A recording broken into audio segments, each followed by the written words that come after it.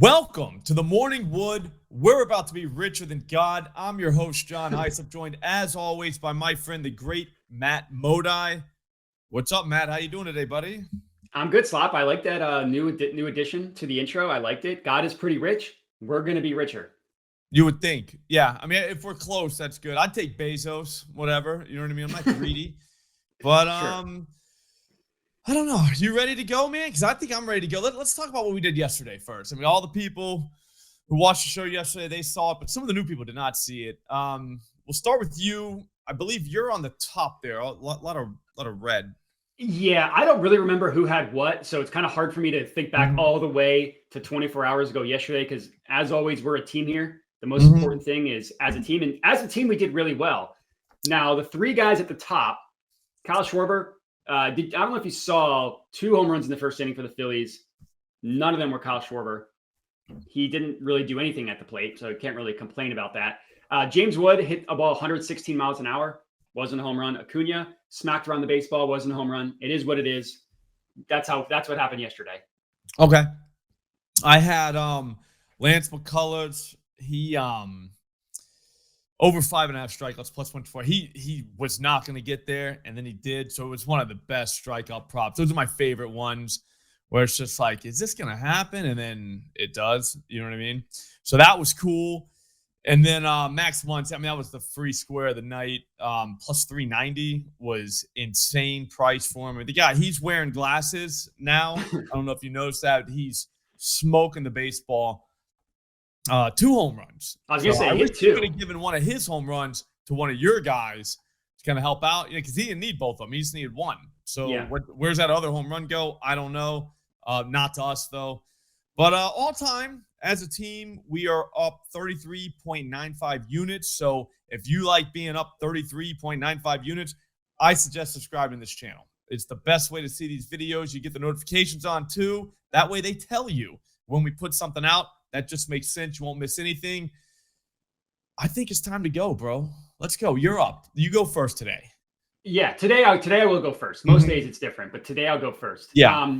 So, as this streak gets colder and colder, I'm thinking less and less into my plays. I feel like that's the way to go. Think less nerd stuff. Just look at a guy and say, hey, did he hit a baseball hard recently?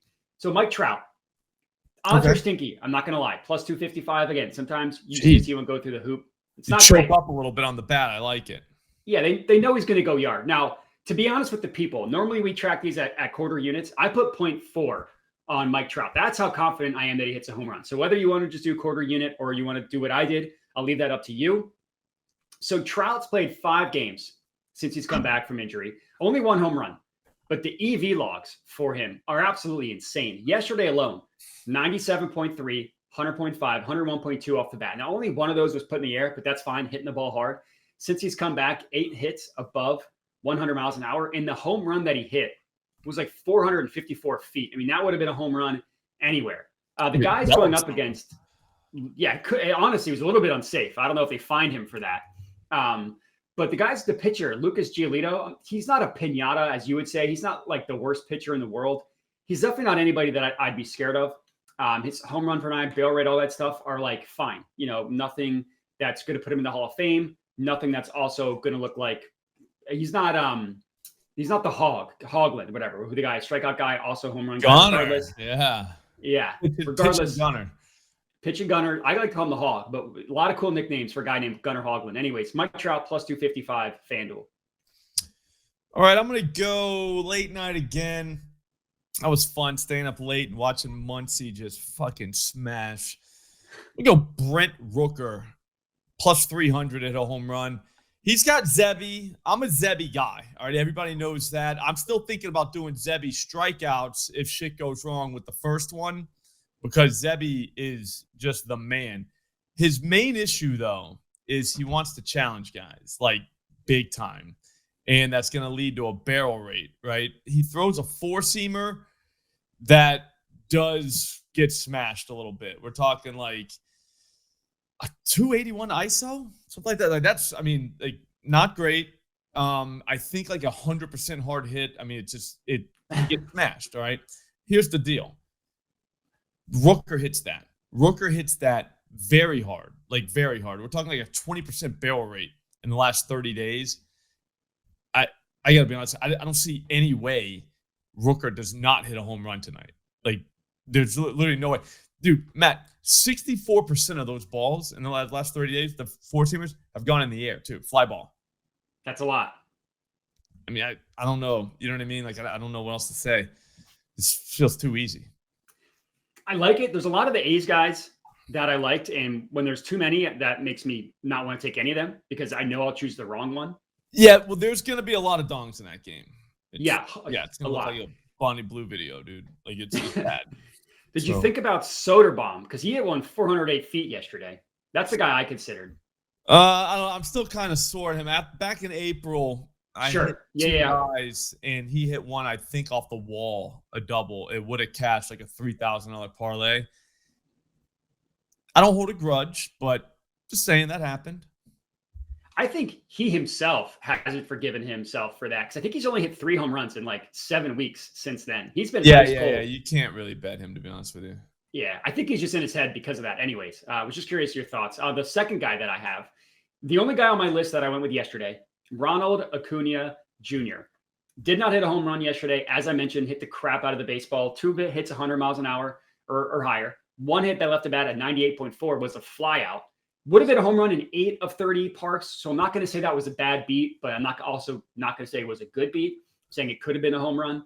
But he continues to hit the crap out of the baseball. I mean, his EV logs since he's come back just littered with 100+ miles an hour off of that. And when he hits a home run, it's kind of like Mike Trout. I mean, 428-foot home run. His first one, 467 feet, 427 feet.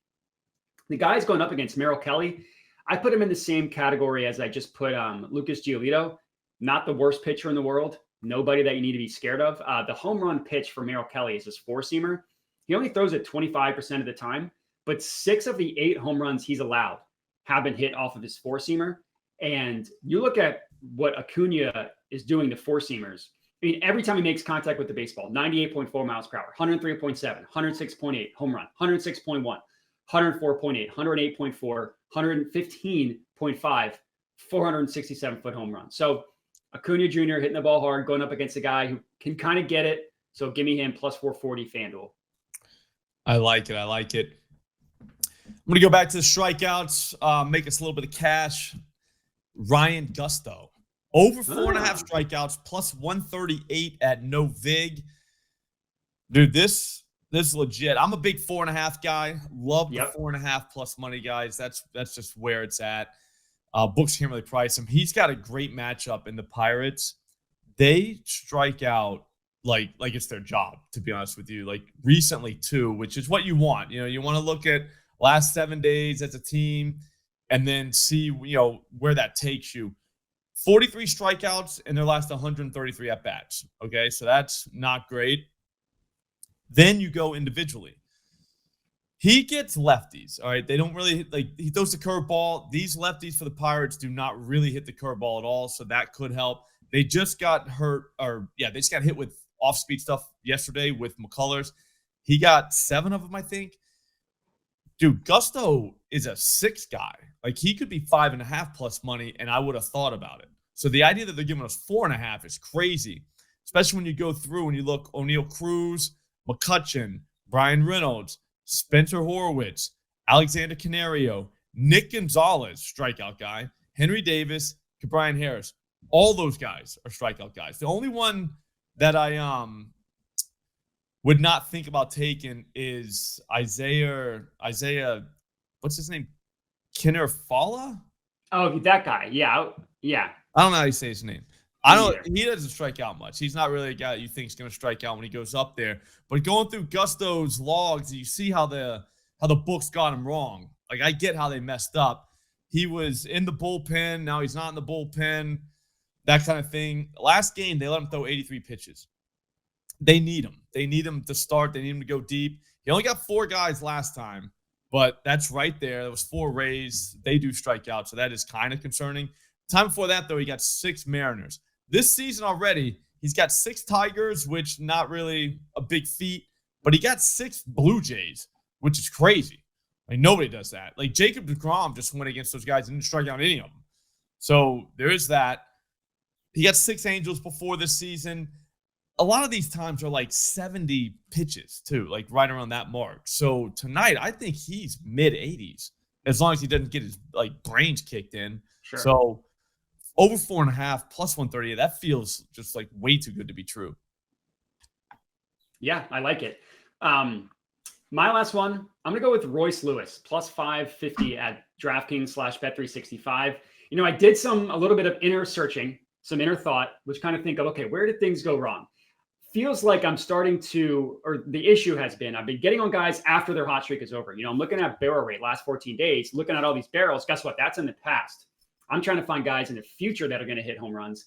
And I think we're going to see that with Royce Lewis. Now, he's been ice cold since he has come back from injury. We all know it. That's fine. Yesterday, which I get, it's only 1 day sample size. That's like I said, I'm trying to get ahead of it here. Hit the crap out of 2 baseballs, 392, 391 feet, both of them 100 plus miles an hour off the bat. One of them would have been a home run in 16 out of 30 stadiums. So just didn't quite have the luck. Now, I don't know who's pitching for the A's. If you look at Game Day Insights, they have Jeffrey Springs. If you look at Plate IQ and Roto Wire and Roto Grinders, they both have Sean Newcomb. All I know is that both those guys can get it. Barrel rate of like 7%. Granted, Newcomb has been worse against lefties, and he is a lefty, so that is a thing. But WOBA to righties is bad. ISO rate, kind of bad, kind of not so bad, but he doesn't strike anybody out. And Royce Lewis, when he's on, I mean, we saw last year hit home run in like 7 straight games. So we're kind of hoping he can catch fire like he did when he came back from injury last year. Like I said, every stat that you look at up until yesterday is not going to be impressive, but 2 barrels, 2 balls hit to the moon yesterday. Kind of feel like we're going to be able to get ahead of this one with Royce Lewis. So I'll take him at plus 550. I like it. I like it. Sometimes you got to switch it up, man. Exactly. Yeah, that's what you got to do. All right, that's going to do it for us. That's 5. I'm pretty sure we just hit all 5. Like I did a bunch of mental simulations as you were talking, and they all hit. So that was big. Yeah, go and subscribe to this channel. We're going to get out of here now.